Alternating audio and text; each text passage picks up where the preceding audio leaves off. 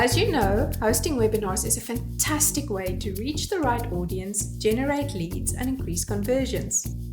And yes, the idea of hosting a major online event can feel a bit intimidating, but in reality, it's actually quite straightforward, especially if you have an all-in-one platform like Sessions. I'm going to show you how we set up our webinars, but before we get stuck in the details, I would like to show you what a Sessions webinar actually looks like. It has a landing page with info about the event and speakers, and a customizable registration form that you can link to your CRM system. During the live event, you can lock it to ensure that only registered participants enter. You can choose whether you want your participants to be visible in the audience bar or you can hide them from view. You have the option of adding an interactive agenda that loads your tools and presentations at the right moment. You can keep the agenda visible if you want everyone to be able to follow along, or hide it if you want a spontaneous discussion. Each embedded tool comes with its own default view mode or screen layout. You are free to change this whenever you want. You can set it for everyone, or you can let your participants choose for themselves.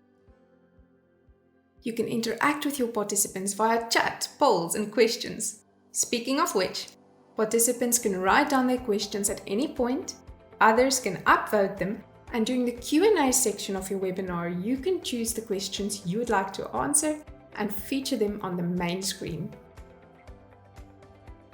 Afterwards, you can make the recording and resources public to all participants so that you don't have to send out links manually. And you can keep track of exactly who registered and who attended, and download a CSV file with their contact details. Okay, now that we know what a typical webinar in Sessions looks like, let's talk about how to set it up. The first step is to go to Events on the Sessions homepage and create a new event. Give your event a name, set a time and date, and if you need colleagues from your workspace to help you, search for them here and add them as collaborators. When you're done, click on Create Event. On screen, you'll now see the general details of your event, and you can edit these at any stage. And to the left, you'll see a menu from which you can add speakers, an agenda, a landing page, a registration form, and more. Let's look at them one by one.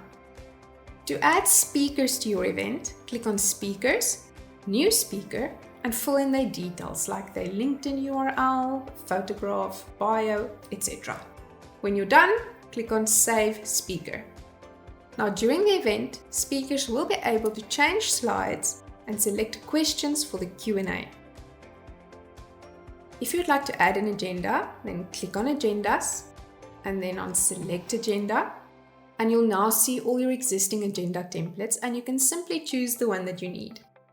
You'll then see your agenda on screen, and you can already link specific speakers to specific agenda items if you would like to.